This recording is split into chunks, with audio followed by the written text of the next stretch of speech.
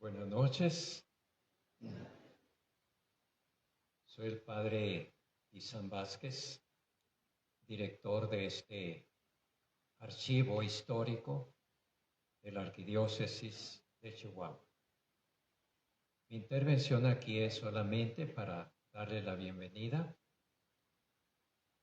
a este evento y como sé, cada evento que se realiza aquí, sé que hay muchos que no conocen este lugar, aprovecho para presentarlo. El Archivo Histórico de la Arquidiócesis se fundó en 1981 y hasta el año el local donde está el obispado, el arzobispado, Cuauhtémoc 1828, enfrente del parque infantil. Pero llegó un momento en que era tan reducido el espacio que tuvimos que construir un nuevo edificio exclusivo para el archivo. Este bellísimo, creo que ustedes estarán de acuerdo, el bellísimo edificio. Están ustedes en la sala de consulta, donde los investigadores consultan. Generalmente aquí hay mesas con sillas. Se ponen sillas solamente para este tipo de eventos. El archivo, desde luego, pues consiste en una colección de documentos que van desde más o menos mitad del siglo XVII, 1650, hasta la fecha. El archivo en 1981, creado por el señor arzobispo Almeida y Merino y por el padre Manuel Acosta, tuvo como acervo inicial el antiguo archivo de la catedral, que fue la primera parroquia de la ciudad, creada más o menos al mismo tiempo que la ciudad, en 1709. De hecho, la primera acta de bautismo de la ciudad data de 1702, porque Santa Eulalia y Chihuahua formaban una unidad eclesiástica dependiente de Cusihuiriachi, que era la parroquia propiamente dicha. Desde entonces, pues se ha ido enriqueciendo con documentos de todas las parroquias, de todo el estado. Después, a medida que se fueron formando las diócesis, las 6 diócesis que conforman el estado de Chihuahua, pues ya fueron iniciando sus propios archivos. Pero antes, pues, toda la diócesis creada en 1891 abarcaba todo el estado de Chihuahua. Este archivo no es solamente está pensado como un reservorio de documentos, sino como un centro cultural, como lo estamos viendo en ese momento. Aquí se dan cursos, se dan presentaciones de libros, como en el momento, conferencias, etc. Contamos además con el archivo, con un excelente taller de restauración de documentos antiguos y de libros antiguos y de encuadernación de cualquier tipo de libros que están al servicio de la comunidad en general. Contamos también con una biblioteca especializada en historia, porque el investigador que busca fuentes primarias, que están esencialmente en los documentos, pues también se refuerza su investigación con lo que ya está publicado al respecto, si es que hay algo. Entonces aquí tenemos la biblioteca, aquí está el taller y aquí en una galería muy grande está el archivo propiamente dicho. Pero también tenemos un tesoro de una biblioteca antigua de libros del siglo XVI, más o menos de más antiguo es 1570, el siglo XVII, el siglo XVIII, que está allá a la entrada, entrando a la izquierda. Es una bellísima biblioteca de libros antiguos que están también al servicio de los investigadores.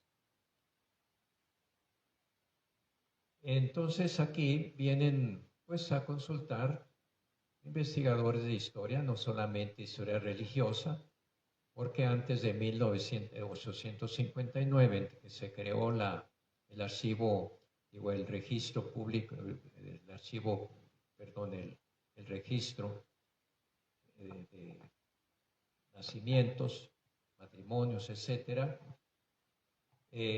los únicos archivos que existían eran los parroquiales. De manera que de ahí para atrás, los archivos parroquiales contienen información no solo de sacramentos recibidos, sino de etnias, movimientos poblacionales, epidemias, etcétera, etcétera. De manera que es un interés general el que contiene el archivo. Bien, como no vinieron a mi conferencia, sino a la presentación del libro, los dejo en manos de los expertos. Muchas gracias.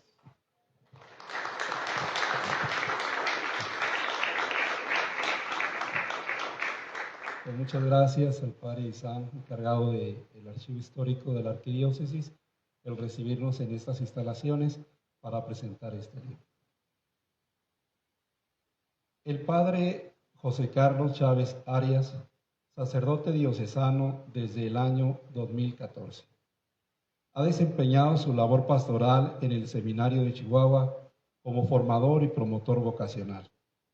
Estudió doctrina social de la Iglesia en la Universidad Lateranense en Roma, Italia. Actualmente colabora como maestro y director espiritual en la sección de filosofía en el seminario.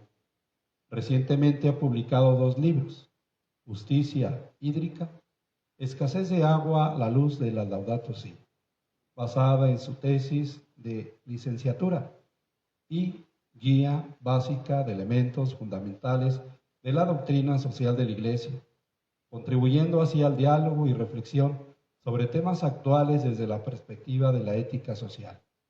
Hoy, 4 de octubre, en la celebración de San Francisco de Asís, la dimensión diocesana del cuidado de la casa común, quien depende de la pastoral social de la Arquidiócesis de Chihuahua, tiene el gusto de recibir al padre José Carlos Chávez en la presentación de su libro Justicia hídrica, quien aborda la crisis hídrica estructurando el análisis en 3 partes: ver, juzgar y actuar, inspiradas en la encíclica Laudato Si.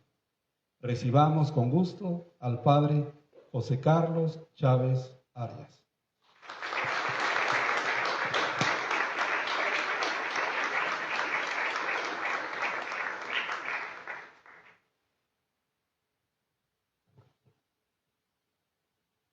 Hola, buenas noches. Voy a ponerme de pie para compartir, para poder mirarnos al rostro, a la cara, a los ojos. Soy el padre Antonio García Nava, coordinador para la Pastoral Social de la Arquidiócesis de Chihuahua. Colaboramos, son 8 dimensiones que tiene la comisión. Una de ellas es el cuidado de la casa común y me han invitado aquí a compartir y hablar un poco de la presentación del libro que el padre José Carlos ha hecho de una manera muy, muy bonita, además de muy bien investigada, de muy bien llevada.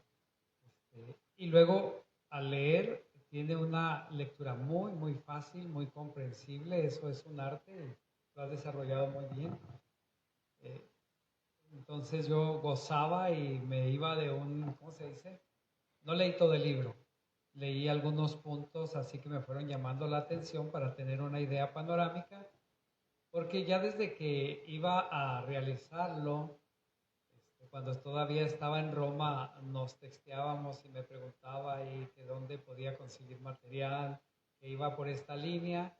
Entonces ya desde aquellas situaciones y aquellas ocasiones, pues yo estaba ya cerca, ¿no?, de lo que él estaba creando, de lo que él estaba buscando, de esa inquietud muy interesante y que plasma muy bien y presenta de una manera muy interesante aquí desde la Laudato Si, y cómo enriquece, por ejemplo, la bibliografía, queda uno impactado todos los libros que se usaron, que se consultaron y que indudablemente están justificados a la hora de la presentación, más me imagino los maestros que debieron haberte acompañado, haberte dado luces, y las personas de la sociedad civil que también lo acompañaron, que están muy metidos en esto, muy cercanos, pues se apoyó bastante consultándolos de dónde poder ir, de dónde poder ir a las fuentes, a la realidad.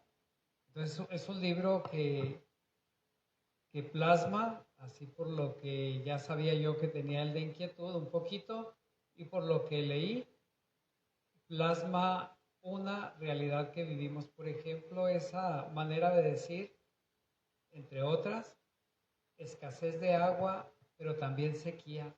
No es lo mismo, se separa muy bien, se explica muy bien y nos, al menos a mí me situó, creo que a todos los que lo vayamos a leer nos va a situar de una manera muy interesante porque creemos que esta escasez es solo por la sequía, pero también es un libro que llega a ser en su momento y bastante profético.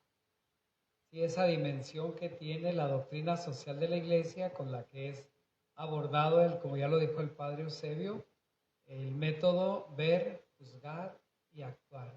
Se ve la realidad, la presenta, la comparte y luego se hace el juicio desde la enseñanza de la Iglesia y no solo de la Iglesia, porque es un libro que tiene una riqueza de combinación de saberes, no solo eclesiales, sino públicos, personales o de encuentros, de grupos que están reflexionando. Incluso hay una parte muy fuerte también, me llamó la atención.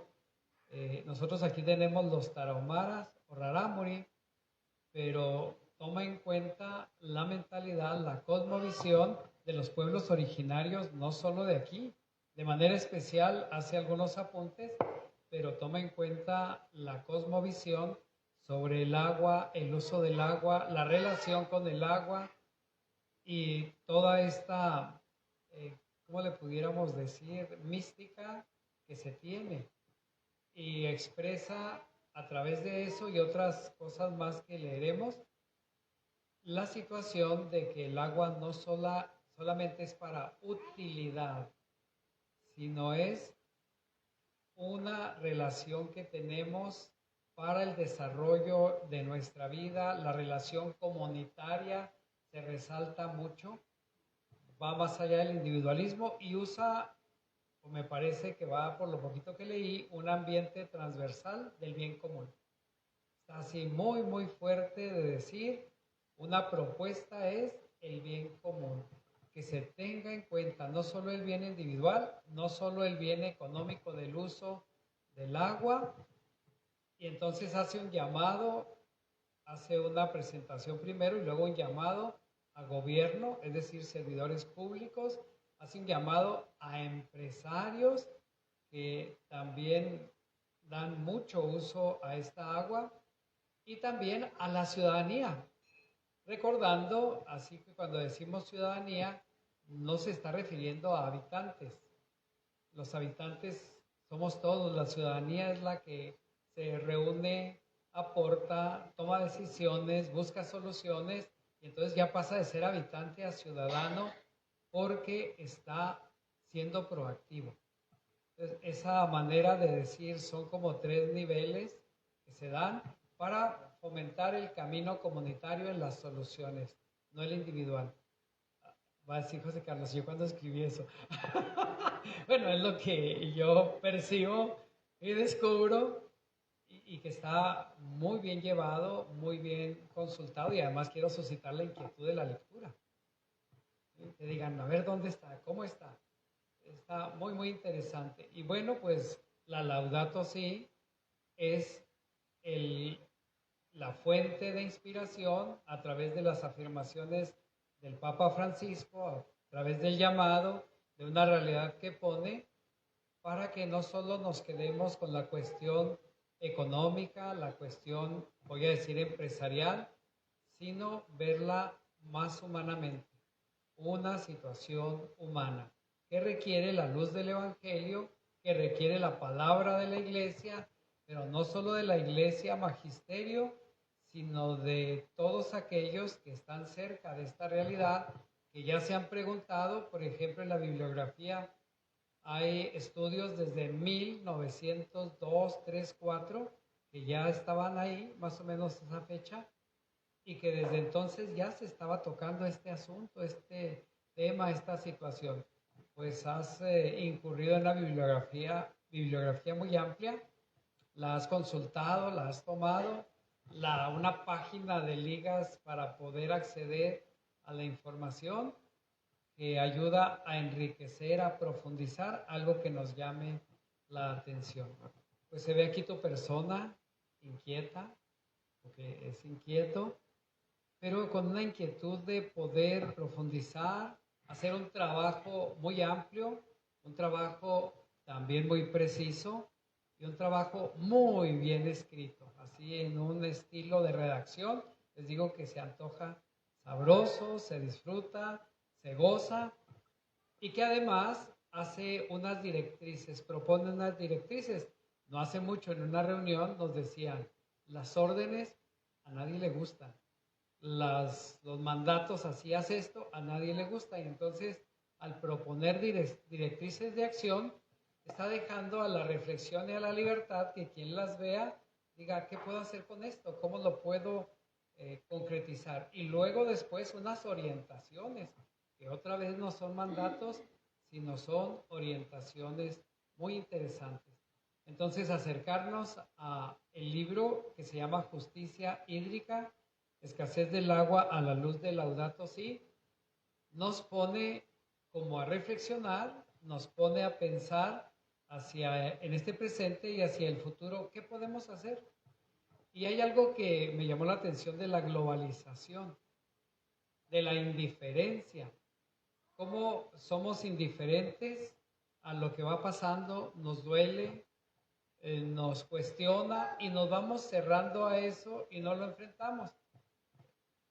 Voy a irme a un ejemplo demasiado pedestre, dirían unos hermanos, o sea, muy al ras del piso. Cuando el esposo y la esposa tienen una fricción, dejan de hablarse, al menos por un tiempo, en lo que deciden cómo reconciliamos. Y la cultura de la indiferencia es, pues no lo arreglo, o sea, le evado, le huyo, le doy vuelta, pero no lo enfrento. Y se va haciendo no una indiferencia individual, sino una indiferencia global que vamos haciendo de la realidad que nos rodea algo que ya no nos interesa acercarnos, preguntarnos qué podemos hacer. Entonces el libro nos pone, en ese sentido también sigue siendo profético, de decir, oigan, el individualismo no es parte del caminar de la fe, no es parte del caminar de la iglesia. Escuchamos mucho la sinodalidad, la vida comunitaria, el trabajo comunitario. Pues esto y más cosas tiene el libro. El autor, digo, ha sido de veras, te felicito, muy amplio, pero muy preciso, muy profundo y a la vez muy propositivo. Desde esa experiencia de la doctrina social de la Iglesia, que tiene sus principios de reflexión, sus criterios de juicio y la acción a la que nos quiere lanzar, que tendríamos que, según las circunstancias, buscar con los criterios de juicio, luego las directrices de acción. Bueno, pues estamos con un libro que nos va a ayudar mucho a esto, a una realidad que especialmente en Chihuahua vivimos las dos cosas, la escasez y la sequía. Pero ¿cómo enfrentarla? ¿De qué manera? Y ya voy terminando para dejarle más el tiempo a él, que es al que queremos escuchar. Ya me comí más tiempo del que esperaba. Una situación, la huella hídrica también. Interesante. Yo digo, tengo que plantar muchos árboles por la huella de carbono. Todos los viajecitos que nos hacemos en avión es huella de carbono. Todo el gasto de agua es huella hídrica. Muy interesante. Lo dejo así para que pues mejor escuchemos al autor del libro.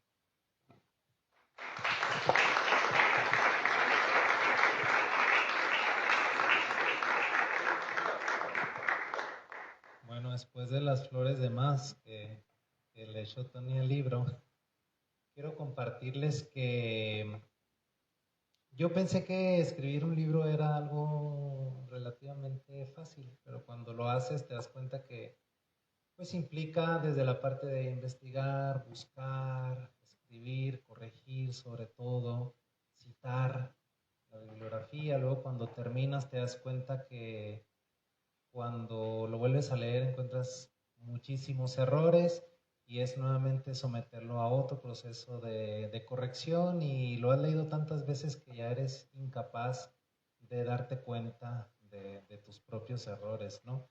Luego te das cuenta que hay que hacer un diseño editorial, una maquetación, una impresión que a veces no queda bien y cuando finalmente tienes el libro, pues te das cuenta que hay que difundirlo, implica también pues un esfuerzo, ¿no?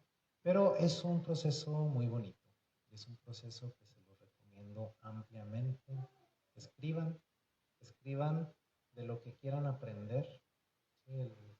La propia acción de escribir pues tiene ya en sí mismo un valor de corregir, de investigar y ha sido un aprendizaje muy importante y pues uno cuando aprende algo quiere comunicarlo, esa es la motivación de que los hayamos convocado, de compartir un poquito, compartir no tanto el sudor, sino compartir los frutos. Y por eso pues quiero agradecerles a todos por tomarse el tiempo, por tomarse la delicadeza de estar aquí, también por sintonizarnos a través del Notidiócesis.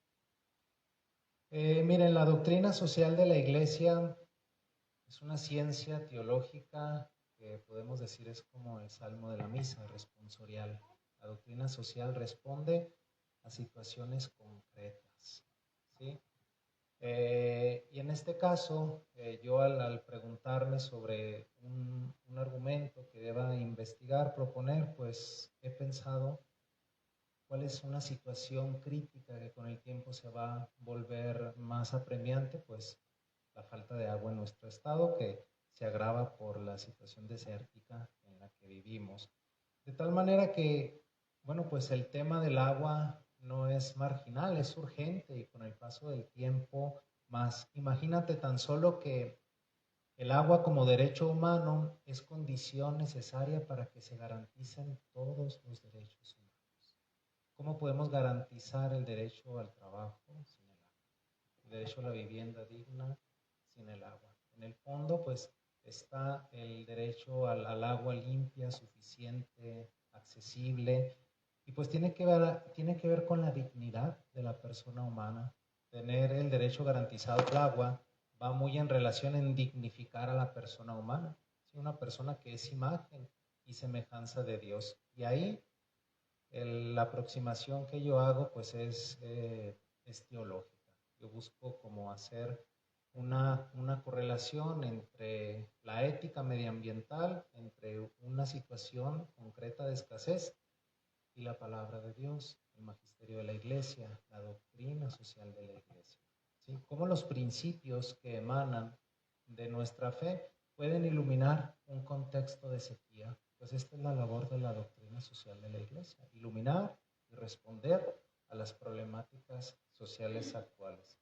Y la Iglesia pues tiene mucho que decir al respecto de esto. Ha estado presente en los foros internacionales del agua, con las encíclicas sociales últimas como Laudato Si, Laudate Deum, sobre el cuidado de la casa común y sobre la crisis climática, pues hay una reflexión, ¿sí? Yo simplemente he querido hacer eco de la encíclica Laudato Si, que les recomiendo más que este libro, ¿sí?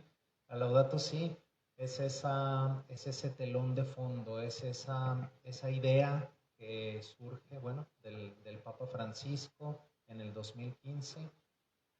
Es un llamado a cuidar lo nuestro, a cuidar el medio ambiente que para nosotros los cristianos es casa común, y cuidar también, pues, todos los elementos, el agua, la tierra. Y yo he querido responder a una pregunta.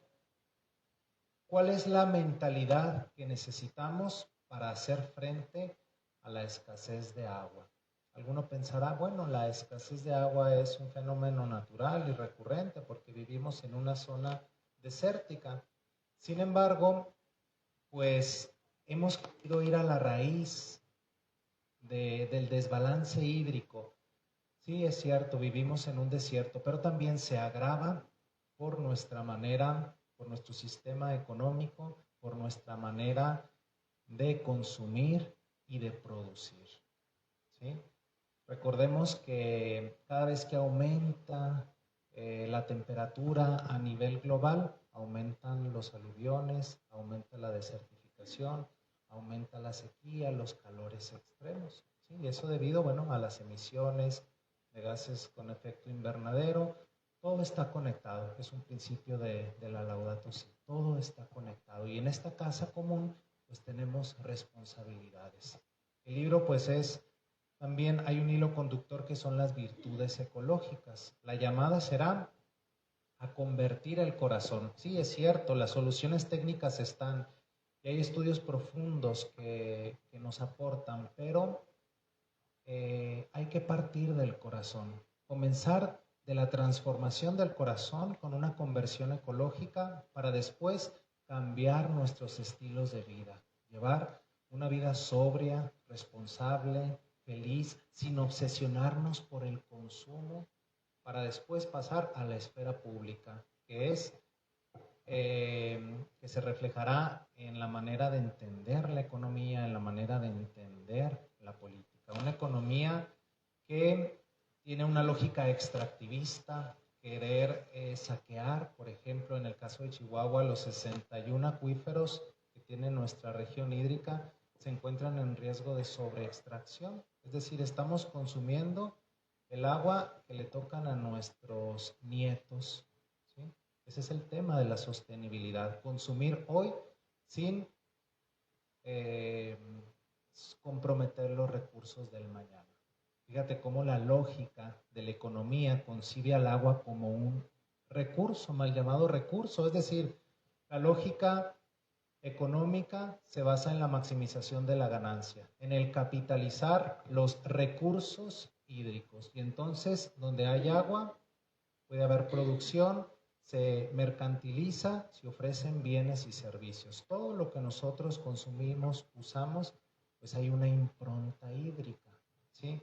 Imagínate tú que no solamente el consumo de tu agua se ve reflejado en el recibo que pagas, sino que tu consumo de agua también está en tu dieta, está en la ropa que vestimos, en los productos que utilizamos. Todo lleva una impronta hídrica. Una manzana utiliza cierta cantidad de litros de agua para su producción. Un kilo de nuez también. Un filete de ternera es lo que más huella hídrica consume. Imagínate que Chihuahua es productor de manzana, de nuez, exportación de carne, por ejemplo. Entonces, nos damos cuenta que agua sí hay, pero quizá no alcanza para una economía que siempre tiene una sed insaciable de riquezas. ¿Sí? Es pues la llamada de una justicia. La justicia pues es una virtud. ¿Sí? La justicia hídrica, el trabajo, el cuidar, el custodiar. Y para eso nos ilumina el Génesis. ¿Qué nos dice el Génesis? Dios creó al varón y a la mujer y los puso en el huerto del Edén. Y dice el texto, para que lo custodiaran y para que lo cuidaran. Pero luego, como iglesia, quizá hemos entendido esa custodia y esa custodia y ese cultivo del huerto del Edén como una dominación. Y ha surgido una arrogancia, un antropocentrismo en donde nos creemos dueños de los recursos naturales, nos creemos dueños y nos sentimos autorizados para explotar, ¿sí? Para saquear, para capitalizar. Nos sentimos dueños. Y entonces la enseñanza bíblica es: Dios te coloca en el huerto del Edén para ser su custodio, para cultivar. La misión del cultivo, Cultivar, pues son dos caras de una misma moneda. Cultivar evoca a trabajar, a fructificar. Cultivar en el agua en este sentido, pues es garantizar el derecho al agua, ¿sí? Entonces es la invitación de la Sagrada Escritura, de reconocer los pecados ecológicos, también las maneras en que nos hemos sentido autorizados para dañar el ambiente circundante. Imagínate solo que, ¿quiénes son los más afectados por la falta de agua? Bueno, los pobres, las personas empobrecidas. Dentro de la doctrina social de la Iglesia se habla de la opción preferencial por los pobres, que ya hablaba Juan Pablo II en Puebla, y siempre hay una vinculación entre el clamor de la tierra, dice el Papa Francisco, y el clamor de los pobres. Es decir, no concebimos al ser humano como algunos sectores ecologistas piensan que es el virus del planeta. Y entonces algunos hasta se atreven a decir, bueno, hay que reducir la tasa de la natalidad porque nosotros estamos consumiendo los recursos. No es el hombre el causante, sino el modelo de consumo y el modelo de sobreproducción. Nuestra manera de entender la economía, de sobreconsumir, es lo que está dañando nuestro medio ambiente. Y esta es pues la invitación a concientizar, hacernos conscientes de nuestra huella hídrica, que nuestro paso por esta tierra no sea devastador, sino que nuestro paso por este mundo sea de custodiar, de dejar una mejor casa común para los que vienen detrás de nosotros. Eso es la solidaridad intergeneracional, ¿sí? A veces no vemos más allá, tenemos visiones cortoplacistas, por ejemplo, en la economía, en la política, y no vemos más allá de un arco determinado de tiempo. Y bueno, la invitación es una conversión ecológica, ¿sí? Es la invitación que hoy quisiera hacerles, ¿sí? Convertirnos, hacer un tránsito pascual, como ese pueblo de Israel que pasó de la esclavitud a la tierra prometida. Bueno, nosotros cambiar, ¿sí? De una mentalidad sobre extractivista, ¿sí? De una mentalidad de contaminación de nuestras fuentes hídricas a una cultura del encuentro, de la custodia, de pasar de la cultura del descarte a la cultura de la custodia. Quisiera compartir brevemente un pequeño párrafo de esta conversión ecológica. El itinerario de la conversión ecológica nos conducirá actualmente de nuestro desierto a una tierra con agua que proporciona fecundidad, mediante la conversión de una cultura del descarte a una cultura del encuentro, de una cultura de la dominación a una cultura del cuidado, de una cultura de la extracción a una cultura del cultivo. Este proceso de ecoconversión será esencial para cambiar nuestra mentalidad de una posesión a una generosidad, lo que implica renunciar al consumo desenfrenado y abrazar una sobriedad liberadora. Esta transformación requiere una conversión de la avidez a la generosidad, permitiéndonos disfrutar de las cosas simples y valiosas de la vida, en lugar de perseguir sin límites la satisfacción de nuestras necesidades y deseos. La conversión nos llama a pasar de la indiferencia consumista a la solidaridad y fraternidad, de la lógica del egoísmo y aprovechamiento a la gratuidad y a la capacidad de disfrutar con poco. En definitiva, se trata de abandonar la mentalidad de dominación y adoptar la capacidad de contemplación agradecida, ¿sí? Miren, propuestas o datos, quizá, bueno, yo me he basado en algunos datos, en algunos estudios sobre la situación crítica del agua, pero el enfoque es ético, el enfoque es teológico. Al igual que el Papa Francisco, la metodología es basarse sobre la investigación científica existente y aportar un cambio ético, ¿sí? estudios sobre el agua los hay. Yo hago un breve recuento, por ejemplo, de la contaminación de la cuenca del Conchos, la pérdida de biodiversidad, la crisis de los acuíferos contaminados, la crisis climática global, los emprendimientos extractivistas, por ejemplo, la migración en busca de agua, pero estos datos no buscan satisfacer nuestra curiosidad, sino atrevernos a tomar una dolorosa conciencia, ¿sí?, de lo que está pasando en el mundo y aportar un granito de arena. Papa Francisco nos enseña a escuchar el clamor de la tierra, el clamor de los pobres. Es un despertar de lo que está sucediendo, atrevernos a escuchar, ¿sí? Como ese Dios que es atento a la esclavitud del pueblo de Israel y dice: he escuchado el clamor de mi pueblo y voy a librarlos, ¿sí? Es lo que Yahvé le manifiesta a Moisés. Bueno, aprendamos de un Dios que se inclina hacia la fragilidad. Aprendamos de San Francisco de Asís, a quien hoy celebramos, de custodiar la fragilidad, de escuchar el clamor del agua y el clamor de quien padece sed.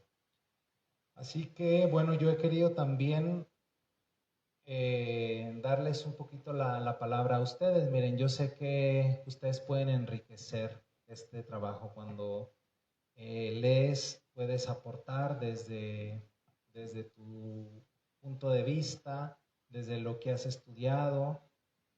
Seguramente este es un trabajo que tú puedas enriquecer. Y quisiera también ceder la palabra para que si hay algún comentario, alguna duda, y hacer esto un poquito más interactivo entre todos.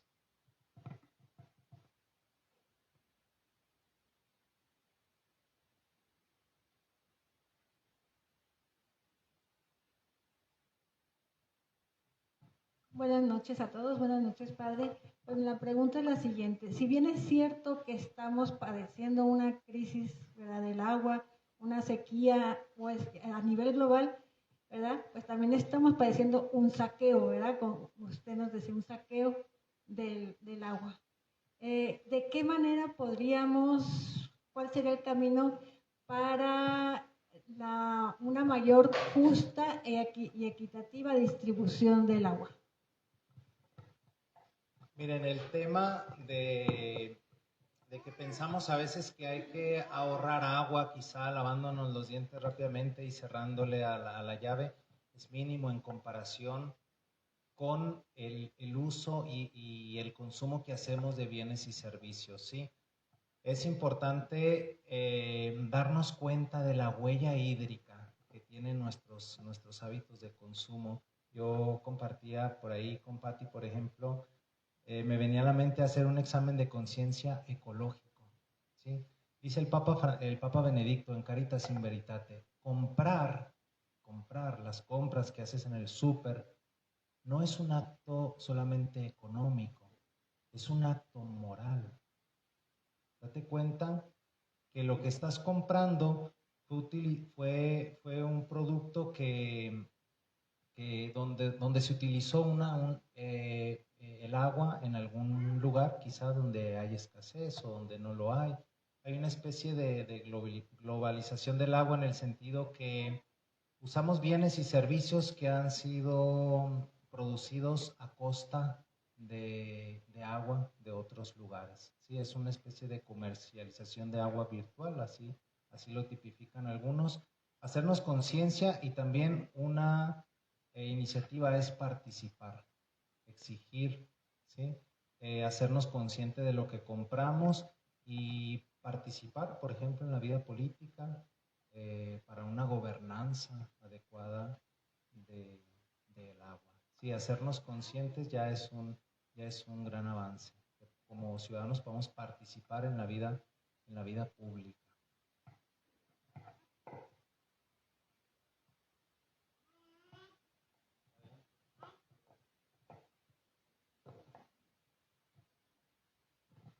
Primero, pues muchas gracias, José Carlos. Creo que todos dos palabras me parece como básicas o importantes. La primera, pues la conversión. La segunda, la profecía, que decía el padre Tony, que está después del párrafo que nos leíste, viene la conversión económica y la conversión política. Y en un estado como el nuestro, donde la tala desmedida de árboles en la Tarahumara, las minas de cielo abierto, la sobreexplotación de los pozos en las zonas menonitas, las nogaleras, está destruyendo, está minimizando, y hay que ser proféticos antes. Necesitamos realmente, sí, la conversión personal, ¿verdad? No comprar desechables, etcétera, etcétera, pero también como un trabajo profético, ¿verdad? Que parta de esa conversión también. Y creo que pues, el libro nos anima y nos apoya mucho a esto. Sí, gracias. Miren, yo pensaba, por ejemplo, ¿no? El agua, estamos acostumbrados a verla como un elemento dentro de las reglas del mercado. Incluso nos atrevemos a ponerle precio y a embotellarla y verla en los anaqueles de compra-venta. Pero un elemento que es necesario para la supervivencia, ¿no sería ilógico ponerlo en los esquemas de la economía o regulado por las leyes de la oferta y la demanda? El agua es un elemento que debiera fluir y que debiera ser accesible a todos. Es un don de Dios el agua. Es un don de Dios. Y nosotros, bueno, la mercantilizamos, usufructuamos este bien global, este bien común. El Rarámuri entiende el agua como un don de honorúame, ¿sí? Como un regalo, como algo vital y sagrado, ¿sí? San Francisco de Asís la llamaba el elemento, le llamaba hermana agua, elemento puro, casto, y nos acostumbramos a que podemos comprarla y esta agua pues no es una producción de agua, es una producción de plástico que termina en los mares contaminando, que termina bajo tierra también contaminando los mantos acuíferos, contaminando el subsuelo, ¿sí? Hay que atrevernos a convertir en sufrimiento personal lo que le pasa a la casa común, al agua, ¿sí? Cambio de mentalidad, ¿sí? Para que haya cambio a nivel económico, debe haber cambio en nuestro estilo de vida, pero para que haya cambio en el estilo de vida, tiene que haber un cambio de mentalidad, ¿sí? Y por eso la doctrina social de la Iglesia nos ilumina, enseñándonos el principio de destino universal de los bienes o acceso universal de los bienes. Es decir, hay bienes que Dios nos ha dado. El clima, por ejemplo, el viento, el agua son bienes para todos y que debieran llegar a todos. Entonces, pues, qué invitación también nos hace el Padre Tony a ser proféticos y a levantar la voz en este tema tan delicado. Gracias. Ya lo tengo yo. Ya se lo iba a pasar. Padre, felicidades, qué bonito libro, qué oportuno. Estamos pasando una de las sequías más graves, ¿verdad? Mi nombre es Roque Martínez y trabajo en la gestión del agua y soy un apasionado de la doctrina social de la Iglesia desde hace más de 20 años. El problema que estamos viviendo ahorita con la situación del agua se va a empeorar en los siguientes 3 años muy seriamente. Si ya supieron, las presas principales del estado están abajo del 15%, no va a haber planes de riego con agua superficial y se va a hacer una demanda excesiva del agua del subsuelo, que es donde proveemos el agua para el consumo humano, y eso va a llevar también la cuestión energética y vamos a tener crisis de abastecimiento de agua en nuestras casas, pero no porque falte el agua del subsuelo, se está agotando, sino porque va a faltar la energía eléctrica. Se escucharon durante estos tiempo de verano de este año y el anterior, hubo paros de la CFE, ¿verdad? Que nos repercutió en el suministro en las casas. Eso es lo que se avecina con mayor prontitud, ¿verdad? Lamentablemente. Está entrando un fenómeno que se le denomina la niña, ¿verdad? Que no es más que el enfriamiento del agua en el nivel del Ecuador, del Pacífico. Y al sur del país le beneficia porque le pega con menos impacto, y vaya que le está pegando todavía, pero al norte no nos llega lluvia. Entonces ese fenómeno, en lo que acabe de entrar, va a tener por lo menos 2 años de transición de una sequía que ya estamos padeciendo y que se va a agravar. Entonces no hay una solución que se vea más que pedir a Dios que nos mande la lluvia y cambie esa perspectiva o esa visualización científica del clima, ¿no? La conciencia que estaba platicando usted ahorita es muy clara, y yo venía con mucho interés a comprar su libro para entrar a fondo de lo que aquí nos está explicando ahorita. Después hacer la presentación de un libro a principios de septiembre, y dijeron que iban a presentar el 4 de octubre el de justicia hídrica, ya tenemos que estar ahí obligados. Y la huella hídrica tenemos que verla como una cuestión regional, como una cuestión vocacional, ¿sí? No nomás de nuestro consumo, el consumo es obvio, pero no vamos a poderlo revertir desde ahí. Lo que sí podemos es en la producción, como ya lo mencionaba usted, compañero, ¿verdad? Los nogales son riparios, ¿verdad? Están a la orilla de los ríos, ¿verdad? Nos metimos al desierto y los seguimos extendiendo en esas zonas, ¿verdad? Y lo más importante sería pensar que esa economía se distribuye también de manera equitativa, genera empleos y mano de obra, y lo que querramos mencionar, ¿verdad? Ciertamente que la vocación de Chihuahua, lo que somos primeros lugares, dependemos mucho del agua. Entonces nuestra cultura no está adaptada a un desierto, ¿verdad? Entonces ese es un cambio radical que me estás planteando. Otro aspecto que me gustó que mencionas aquí en la página 155 es el Plan Estatal Hídrico y las consultas que se hicieron en 2017. Es una política pública del estado de Chihuahua, única y reconocida a nivel nacional. Me tocó participar en ese proceso y todavía hoy en día nos toca dirigir esas dinámicas. Si leen el documento del Plan Estatal Hídrico o el Programa de Mediano Plazo de Gestión Hídrica 2027, los dos están ahí en el portal de la Junta Central, se van a sorprender el vocabulario que tiene de la doctrina social de la Iglesia. Tuvimos que meterle por fuerza 2 o 3 temas de los ODS del 2030, pero así como contexto, la verdad trae mucho de doctrina social de la Iglesia. En una de las aseveraciones que plantean, pues, el haber referido es muy positivo, porque sigue hasta el día de hoy funcionando el plan, ¿verdad? Tiene una cuestión de participación ciudadana muy realista, se evalúa, se corrige y se precisa presupuestos y política pública. Sin embargo, sí dijera que en una parte de la política pública que se menciona, habla aquí que con un marco jurídico adecuado la inequidad hídrica podría erradicarse, ya que legislativamente el agua se considera un bien público, propiedad originaria de la nación. No es un tema legislativo, ¿eh? Ya después lo tocas, la otra parte que acabas de cerrar, ¿verdad? El problema de la sobreexplotación es la corrupción, ¿sí? La corrupción tiene una componente que también aquí lo describe, da mucho con el interés propio en la cuestión de la economía o el dinero, ¿verdad? De una manera enferma, ¿verdad? Y que trastoca todos los aspectos. Realmente el marco jurídico de la Ley de Aguas Nacionales actual es suficiente para parar lo que está pasando.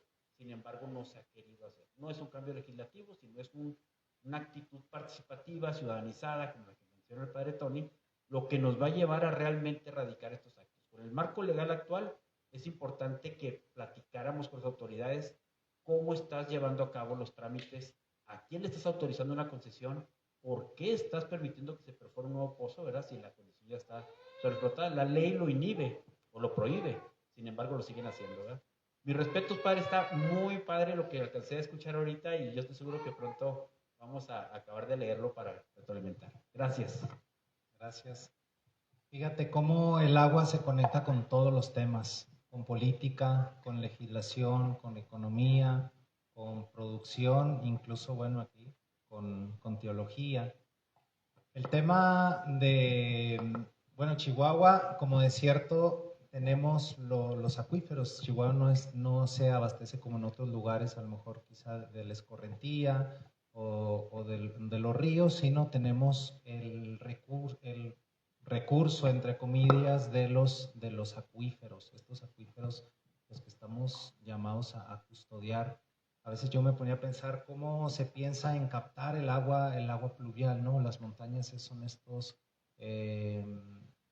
cómo la providencia divina ha dispuesto en la geografía que las mismas montañas capten y conserven el agua en los acuíferos. El tema de la corrupción también, como bien lo mencionas, y hay una alusión también en el libro, la corrupción es lo contrario al bien común, que es una propuesta de la doctrina social. El bien común, recordemos, no es el bien para la mayoría ni para muchos, sino el bien común es arduo porque exige que todos puedan participar.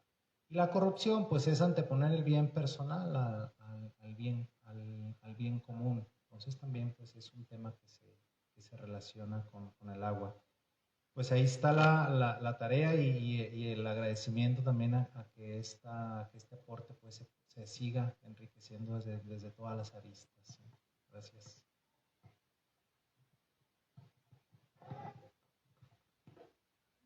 ¿Cómo están? Buenas tardes. Noches.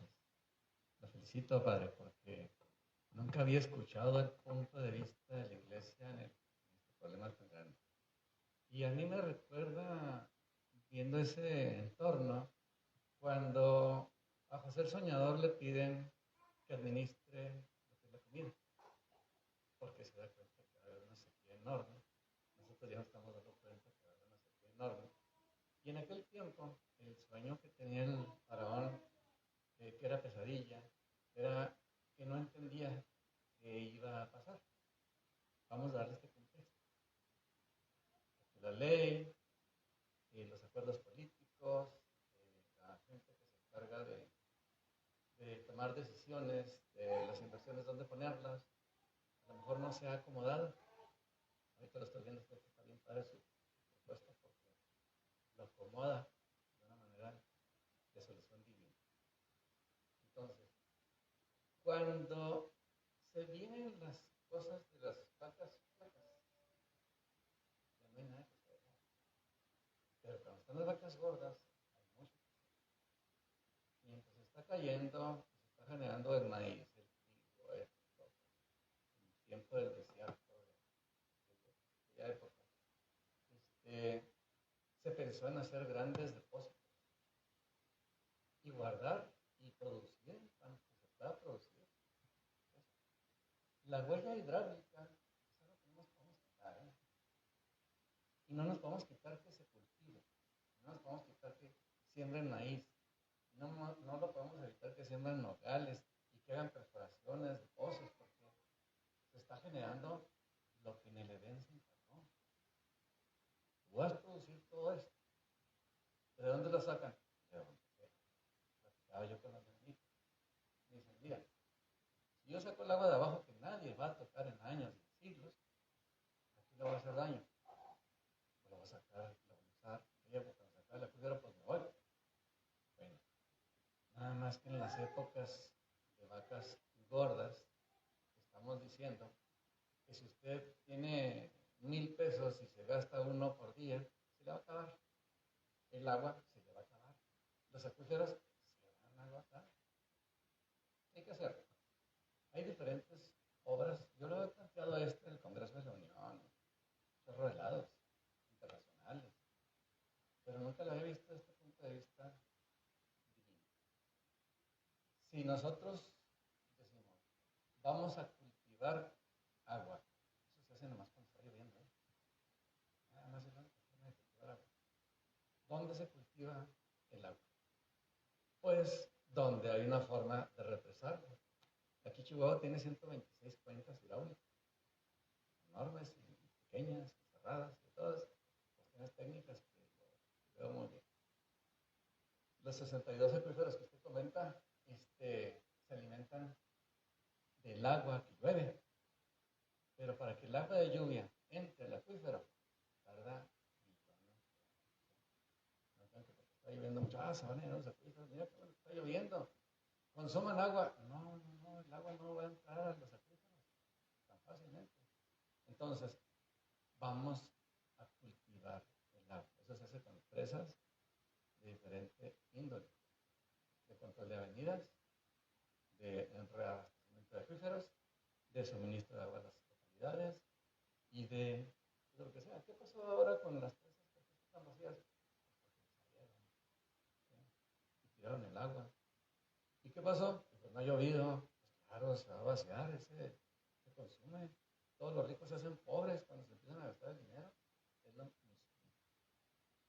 conciencia que está comentando, padre, de la disciplina, y que el aporte que nosotros digamos, bueno, voy a lavar los dientes poquito, eso ni pinta.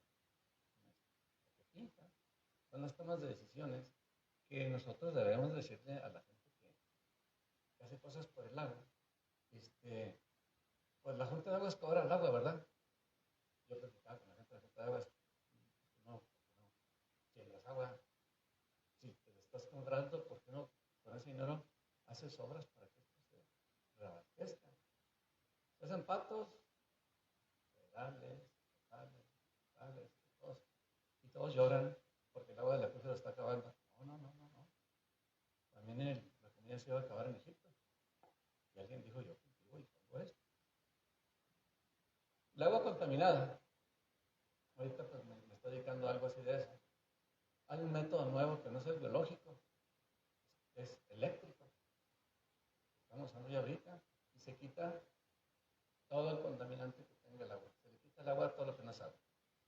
Sería la solución técnica de cómo quitarle lo contaminado al agua, ya existe. Cuando yo trabajé con plantas biológicas, pues llegó el momento en que vi el funcionamiento y dije, oye, pero ciertas cosas ya no las vi. Es una planta de tratamiento, es un resumen de lo que haría un río, hasta purificarse, por decir algo. Pero lo que tenemos que hacer, padre, es lo que usted está diciendo, clave. Conciencia y decir, ¿a quién le picamos las costillas? Cuando eso no es el que está brincando, pues lo van a pasar a un lado y a sacarlo de todas las áreas de solución. ¿Por qué? Porque no conviene a muchos intereses. Entonces, su punto de vista de solucionar de manera divina es la única que nos puede salvar, diciéndole a la iglesia, dile a los que toman decisiones de la gobernabilidad que se pongan a cosechar agua, Y si hay corrupción y que abren 1000 pozos, los van a abrir con y sin corrupción, Hay muchas bodegas que tapan perforaciones. Bueno, yo creo que ya está bien. Gracias. Sí, hay algunos que llaman a quienes obstaculizan la gestión sustentable del agua, los hidrócratas en el campo político. La virtud ecológica de la sobriedad, una virtud necesaria, ¿sí?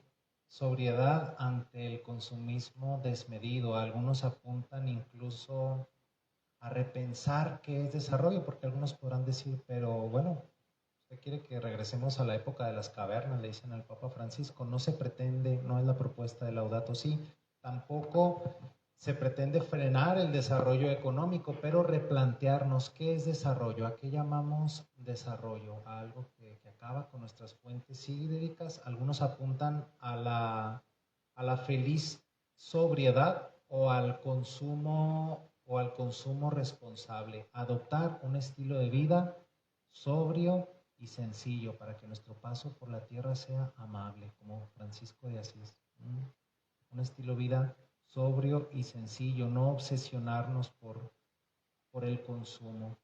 ¿Sí? Gracias. A mí me parece una excelente iniciativa el empezar a pensar el hecho de que precisamente como lo comentaban, el agua no se está terminando porque no duremos mucho bañándonos o porque lavándonos los dientes y todas estas cosas, sino voltear a ver a las empresas, a las multinacionales, que son las que están tomando la mayoría del agua injustamente. Y nosotros ahorita que estamos con tanto acceso a tanta información, es ahorita ya muy fácil informarnos sobre cómo está producido lo que estamos consumiendo, que si realmente está dañando al medio ambiente, si los productos que nosotros elegimos están consumiendo demasiada agua, provienen de empresas que no tienen una mentalidad sostenible con el medio ambiente y con el agua. Yo creo que sería muy bueno todos como sociedad empezar a investigar sobre los productos que decidimos consumir, porque si no hay consumo de productos, pues es una manera de pegarle a estas multinacionales, ¿no? Y como sociedad yo creo que empezando de poco a poco es como se puede lograr un gran cambio de esta manera. Y a mí me hace mucho ruido la frase que ahorita comentabas de que nuestro paso por la tierra sea amable, sea ameno, que no dejemos una huella, que todo el plástico que estamos consumiendo, yo le comento mucho a mi esposo porque cuando a veces nos peleamos cuando yo quiero decidir comprar algo más biodegradable o optar por opciones que a lo mejor no necesitamos. También hay que pensar en eso, nos están creando muchas necesidades que ahorita no necesitamos, necesidades de estar, las modas, por ejemplo, hay marcas que cambian de moda cada 15 días, entonces son cosas que realmente no necesitamos y nos crean esa necesidad. Entonces yo le digo a mi esposo, le comento que me causa mucho ruido y no me siento en paz, sabiendo que estoy usando a lo mejor cosas que yo me voy a morir a lo mejor cuando me tenga que morir, no, pero cuando Dios me llame, pero me voy a morir y el plástico que usé y todas van a seguir aquí en este planeta contaminando y yo ya ni siquiera voy a estar aquí, entonces a mí eso me crea mucho ruido, no me deja como esa paz, entonces yo creo que esa es una conciencia que todos deberíamos de tomar. La producción no siempre es racional. La producción no siempre es racional. Una de las propuestas es pasar de una economía lineal a una economía circular. ¿Cuál es la economía lineal? Extraer o sobreextraer, devastar, producir, envolver de el marketing, vendértelo y generar basura. Y convertimos a nuestra casa común en un depósito inmenso de porquería, donde ya hay incluso islas de plástico. Y la economía circular es hacernos cargo de nuestros desechos que pueden contaminar el agua. Nosotros sacamos la basura al cesto de la calle y ahí deja de ser propiedad privada. ¿Qué pasaría si nos hiciéramos cargo de nuestros desechos? ¿Sí? Imagínate una economía circular como Dios Padre la ha creado. En el ciclo de la naturaleza nada se desperdicia. Una hoja que cae del árbol ayuda para fomentar la humedad en el suelo, después se degrada, sirve de abono y todo el desecho en el ciclo natural se convierte en una materia que es absorbida y reabsorbida. Esa es una economía circular en la naturaleza y nuestra economía, nuestra política, tienen que aprender una economía. Fíjate cómo el vínculo de la economía y la ecología tienen el mismo vocablo: casa, administración de la casa común. Y entonces aprender a hacernos cargo de nuestros desechos para que se conviertan nuevamente en materias primas. ¿Sí? Pues es el reto. Pues se habla de una ética en la política y una ética en la economía y una ética también en nuestras opciones de consumo y de compra. Gracias. Buenas noches. Lo que comentas es digno de un coloquio, yo creo, ¿verdad? Todo el tema, todo lo que se ha estado tratando ahorita, porque a todos nos compete y todos somos responsables y hemos sido culpables. Es muy doloroso que el plástico se empezó a hacer en 1880, algo así, pero se empezó a industrializar en 1928. Ahorita de repente me acordé. Y existe el primer plástico que se empezó a inventar, que se inventó, y el primer plástico que se industrializó. Todavía está sobre el planeta. O sea, realmente cuando vamos a empezar a actuar, a cambiar todo eso, ¿verdad? Tenemos mucha tarea por hacer. Ahorita que habló del Génesis, padre, punto de aparte, resulta que me hizo entender la la figura de San Francisco. A mí me gustó mucho que pusiera esta fecha. Sí, pues cuál mejor, ¿verdad? Pero ahorita que veo que dijo lo del Génesis, que tenemos que custodiarlo, digo, sí, es cierto, porque luego tomamos a San Francisco como ecologista. No, no es ecologista, ni es el del lobo, ni el del perrito o el animalito. Sabemos por los estudios que hay que San Francisco fue alguien que realmente reflejó mucho a Cristo porque su vida era cristocéntrica. O sea, si se acerca tanto al hacer de Cristo, al ejemplo de Cristo, pues por eso cuidaba de todo lo demás, ¿verdad? Así, con ese celo, debió de haber andado Jesucristo en Galilea, en Bethsaida, o sea, cuidando, custodiando cada detalle. Me gustó mucho eso. Y finalmente lo de que nos dicen de Génesis también, que es Caín, Caín, ¿dónde está tu hermano?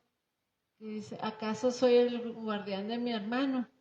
Sí, sí somos, todos somos guardianes de nuestro prójimo y de nuestro entorno. Sí, sí somos. Todos acordémonos de eso.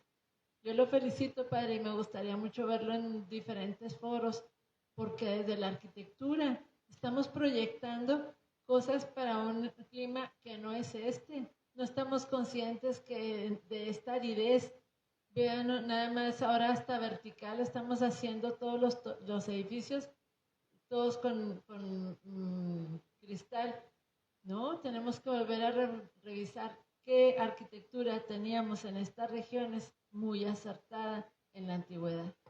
Felicidades, padre, muchos éxitos. Gracias. Miren, todos los saberes son importantes para custodiar la fragilidad del planeta.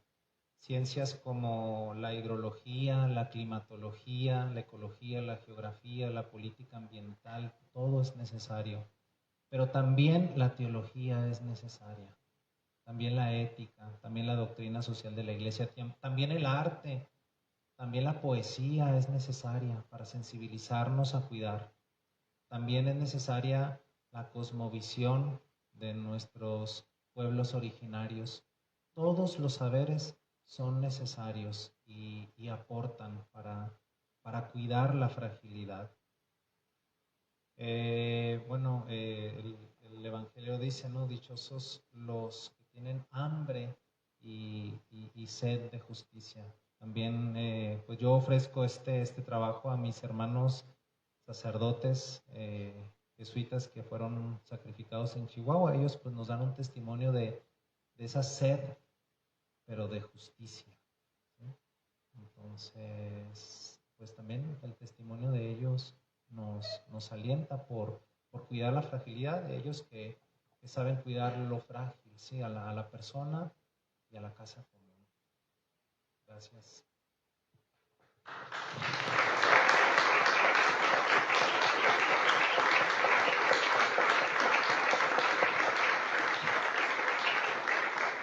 Pues concluimos esta parte de las preguntas y vamos a pasar ahora a una conclusión final.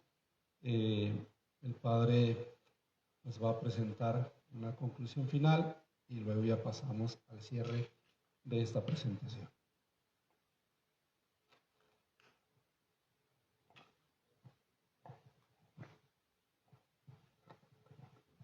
Bueno, espero que nos hayamos animado a leer el libro, a ir a las fuentes, no solamente lo que aquí trae, la gran riqueza y de lo que, como dijo el padre muy bien, me lo había dicho ya desde antes, que lo que fueran aportando, compartiendo, le hacía, incluso también corrigiendo, iba a ser una riqueza pues mucho más amplia, que le da vida al libro, que no se quede en una letra muerta nada más, sino que pongan un dinamismo, en un movimiento. Y bueno, pues a la pastoral social nos lanza un reto muy fuerte, pero yo se lo lanzo a cuidar la casa común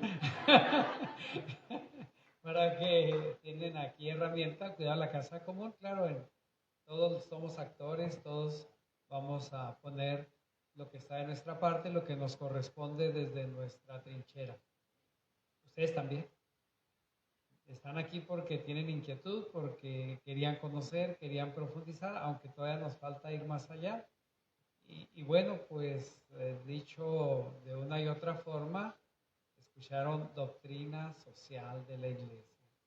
Es un tesoro preciosísimo de la iglesia y algunos le llaman el tesoro escondido, pero hoy ha sido en este libro develado, ha sido manifestado para que todos tomemos la inquietud de decir, vamos a ese tesoro que puede iluminar la realidad de nuestras vidas, la realidad de nuestras situaciones y poder hacer de la doctrina social de la iglesia un instrumento de evangelización de lo que vayamos viviendo, de los tiempos que lo vayamos viviendo.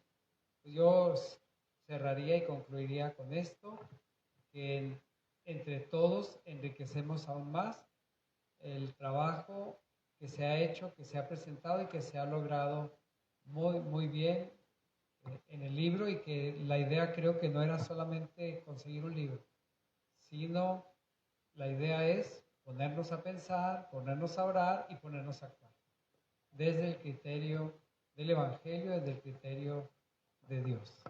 Pues gracias, que Dios te bendiga y sigas produciendo. Ahí tiene en el libro una belleza que dice que está en camino, todavía 3 volúmenes más que vamos a esperar con mucha emoción, sabiendo que también van a tener esta fuerza, esta viveza. Bueno, pues gracias a todos por participar, gracias a ti por convocarnos. Sí, terminar con una oración. Vamos a orar por nuestra agua. Sí, los invito a ponernos de pie. En el nombre del Padre, del Hijo y del Espíritu Santo. Dios creador, que con sabiduría y amor creaste las aguas, fuente de vida y sustento para todo cuanto existe. Derrama en nosotros el agua viva de tu Espíritu, para que seamos custodios de este precioso don. Inspíranos, Señor, a respetar y a proteger cada gota, para que nuestras acciones reflejen gratitud y no sobreexplotación o destrucción. Enséñanos a cuidar las fuentes de agua. Dios de la creación, abre nuestros corazones para que podamos escuchar el clamor de la tierra y de los más vulnerables, aquellos que sufren la escasez por nuestro descuido y egoísmo. Guíanos, Señor, a usar el agua con responsabilidad y justicia, a compartirla, a preservar su pureza para las generaciones futuras. Que nuestras manos siembren el bien y no la contaminación. Que nuestros actos sean de restauración y no de destrucción. Toca los corazones de quienes ven en el agua solo una oportunidad de lucro y enséñales el valor incalculable de este regalo que nos das. Haznos sabios y solidarios, capaces de unirnos como hermanos y hermanas en la tarea de proteger el agua que da vida a tu creación. Gracias, Padre, por tu presencia en el agua que nos da vida y sostiene. Gracias por cada río, por cada mar, por cada acuífero, por cada lluvia. Aliéntanos en nuestra misión de custodiar y proteger para que la justicia, la caridad social y la paz fluyan como un río por todos los rincones de la tierra y satisfagan nuestra sed para llegar a la vida eterna y gustar de ti y que nos darás de esa agua con la cual nunca más volveremos a tener sed. Amén.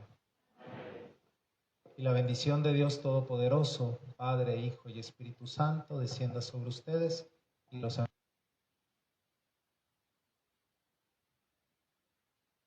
sociales en @principio social, donde los invito también a un curso de doctrina social para seguir profundizando en estos temas. Pasen bonita noche. Gracias.